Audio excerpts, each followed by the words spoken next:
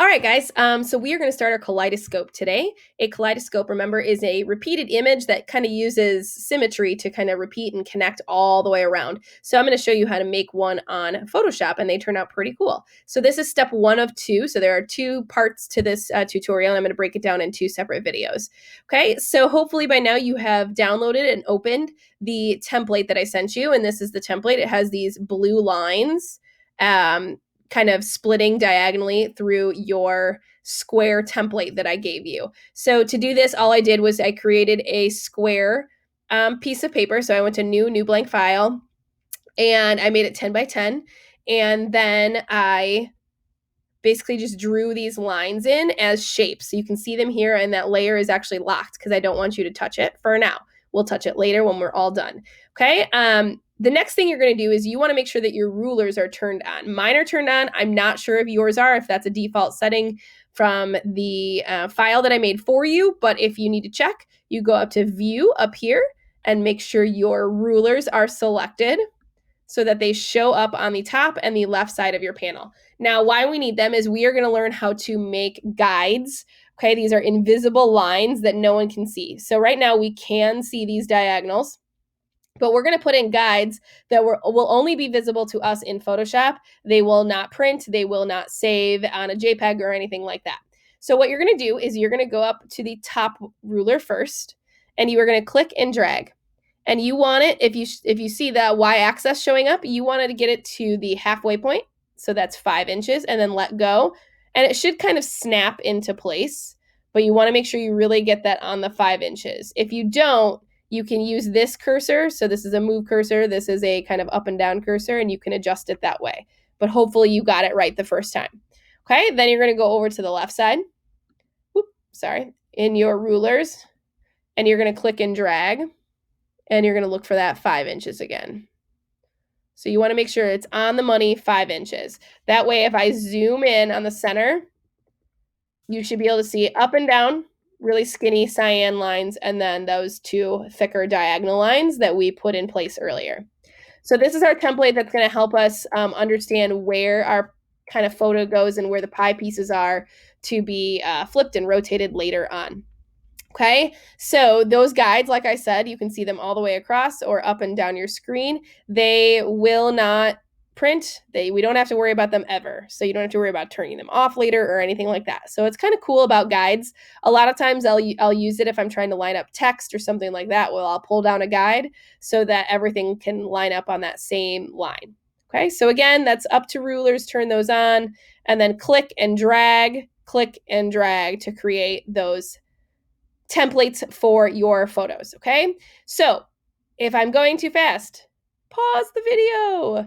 Okay, you can always go as slow as you need to go by pausing that video. Okay, I highly suggest you kind of shrink your Photoshop screen just a little bit and then put my tutorial video up in the corner of your screen so that you can kind of flip back and forth between watching me and then doing your video. If you're better about swiping and using keyboard tricks to go between windows, that's fine. Whatever works for you guys. All right, so now we need to open our photo and get it into Photoshop. So that photo that I had you take, you're gonna find it. Mine's in my downloads. So I'm gonna come over here. I'm going to drag it into my project. Remember, it's going to open up as a new file, just like it would if in the last project that we did. That's not going to change. So now I'm in that picture. I'm going to right click it. I'm going to duplicate it or control click, send it to where it needs to go. And voila, it is there. Okay. So it is now on top of here, but I actually want it underneath. Okay. And I am going to zoom out a little bit. I'm going to find those edges of my photo and I'm going to start shrinking it down. So this is the point where you want to kind of decide what's going to go in your pie piece. And I'm using this pie piece here. I want you all to use the same pie piece as me because it'll make the rest of the tutorial so much easier for you. Okay, so I'm using this top right center pie piece. So right here, I'm going to trace it. This one right here. Okay, so what I'm going to do is I'm going to figure out how big my photo needs to be and if I need to rotate it at all so that the symmetry, when it starts getting flipped and duplicated, will still look interesting, but my picture is fitting the whole pie piece. Right now, if you look, I do not have it all the way up into this corner. So I've got to either stretch to make my photo bigger or rotate it so that it fits better. So I'm going to leave my daughter's head on my younger daughter's head kind of cut off there. That's fine. And then I'm going to leave my older daughter's head there, I think. I'm going to do a little bit more playing. So the reason why I'm being a little bit choosy is I already know what's going to happen with this project, but maybe you can turn your brain to start thinking with symmetry and start thinking about, okay, if this part wasn't here and this was flipped so that it was symmetrical over this axis, what would it look like? So I'm going to line this all up so that the spoons kind of connect. Because the whole goal is that we don't want to necessarily know that these are my kids later. We want it to just look really cool and interesting.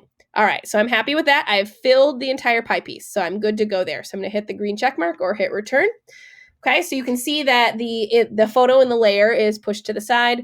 We are good to go. So now my goal is to cut up this layer. So I'm going to use my polygonal lasso.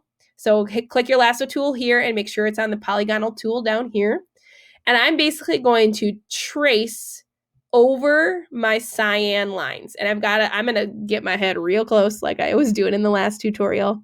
And I'm going to make sure that I'm starting my click right on that cyan line. I'm dragging it down. If you look, as you trace over it, my line now returns red. And it's telling me that I'm right on top of that guide. So Photoshop is very friendly that way. I'm going to come all the way down here, make sure I get it all the way to the middle, click again. It's not going to turn red over the cyan lines, the diagonal ones, because we created those. But I can make sure it's right down the middle there. And now I'm coming back up here and closing that circuit, waiting for that little circle to pop up, clicking. And now I've got my flashing lines of awesomeness.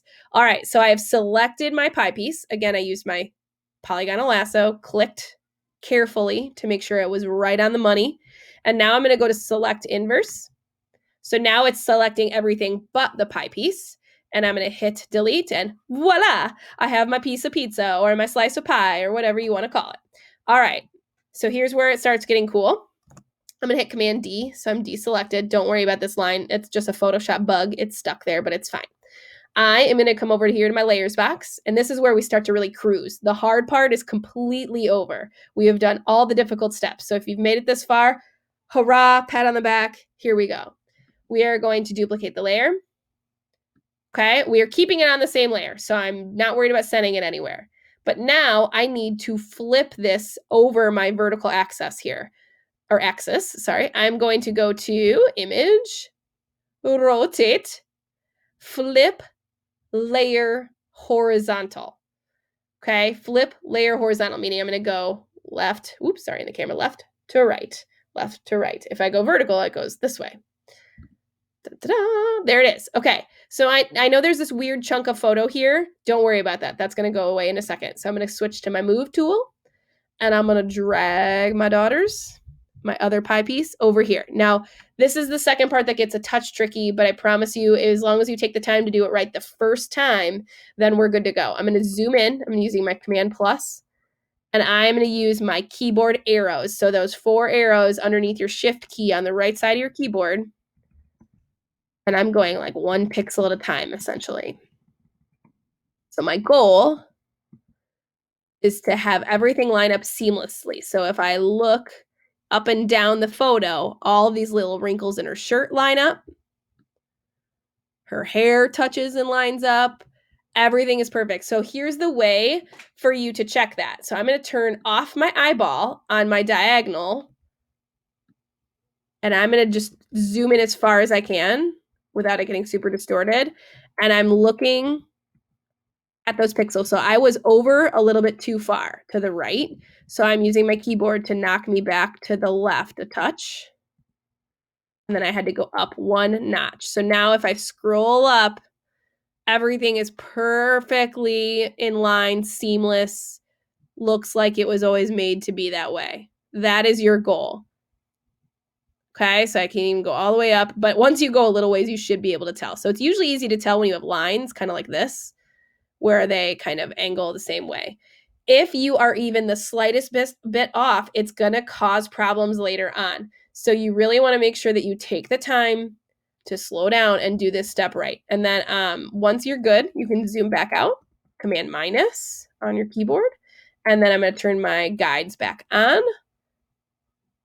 And I am good. So now that I have these two pieces, I'm going to merge them together. That's why it's important that they're correct, because I am going to take the two layers and I'm going to merge them into one. Okay, we haven't really done this yet, so pay attention. I'm going to hold down Shift on my keyboard, click, and then click in this dead space over here on this layer. And now both are selected. Okay, so again, to show you again, I click on one layer that I want to merge, hold down Shift on my keyboard, and then click on the other layer. So these are both blue. So now I'm going to go to merge layers. If you accidentally merge all of them, then this diagonal is going to get stuck on your photo. So it is important that you only select the two layers that you're trying to merge and then click the merge button. Because if you do merge visible, it actually does everything that's visible currently on your screen. So another way to go around that is to unclick the I button and then just do one layer and do merge visible, which you can't even do that right now because everything else is merged. But here is the option. It's just grayed out. Okay, so now I have 1/4 of my project done, essentially. So I'm going to repeat the steps that I just did. I'm going to duplicate my layer and say okay, because I want it on the same piece. Now, instead of flipping it horizontally, I'm going to rotate it. So I'm going to go up to Image, Rotate, and I am going to rotate the layer 90 degrees to the right. Okay, so here are those layers. And now I'm going to zoom in like I did before. Oh, I got to turn my eye back on. And then I'm going to go inward, inward, inward, inward. Turn off my eye just to make sure I was right on the money, but I want to show you guys. So like this would be what it would look like if I was off a little bit. So I'm going to zoom in until everything disappears. So for this one, you want to make sure that even that little tiny white crack that's showing up in my screen goes away and that everything is all lined up. Okay, I think that's where I should be. So I'm going to zoom back out. And now you can start to see that kaleidoscope really starting to form. So the cool part is if I zoom in and scroll, like you can see this, like the cup and the spoons and the hands starting to touch. So this is where like why I was really thinking about what was going to be in the picture and what was going to touch the edges, because that's what was going to get flipped and rotated and doubled. So now my daughter is like, crazy monster two-headed thing going on. All right. So from now on, we are repeating our steps again. So we are going to hold down Shift, grab that other layer. We're going to merge layers, not merge visible, just merge layers. So now these two are all one piece. So the cool part is we are now halfway done, and we are going to get the other half in one step. So I need to rotate this 180 degrees. So I'm going to duplicate my layer, say okay, go up to Image, Rotate. I'm going to do rotate layer 180. And oh my gosh, we're so close. And here it comes. And now I just basically need to drag this guy into place. Again, I'm going to zoom in to make sure I am on the money. The middle of my project is not great for checking my symmetry. So I'm going to come up here. Looks like I need to come up one. That looks pretty good, but I'm going to go up the page. Nope, I'm off a little bit. I can tell by this cup there, that white area. I think that is where I need to be. Maybe not. And it's okay if it's not like 100% perfect, but the closer you get, the less recognizable it is if you make a mistake. So here, but see when I zoom out, do you see that white little diagonal line? So even though I was correct over there, that little white line is going to drive me batty. So I actually need to be closer. So I backed that in. All right. Kaleidoscope part 1 is done. You're probably like, well, Mrs. Vance, we're done. What are we going to do next? We're going to play with color. We're going to play with filters. So we're going to have fun, but that's tomorrow. So don't move ahead. Just make sure that this part is rock solid. Don't even worry about, like, you can merge the last 2 layers if you want to, but you don't need to. We'll talk about that next time. But then we want to just go to File, Save As, make sure it's a Photoshop file, make sure you have renamed it because it'll probably have my template name in. So you're going to want to go your name and Kaleidoscope or something along those lines, just so that you know the difference of the project.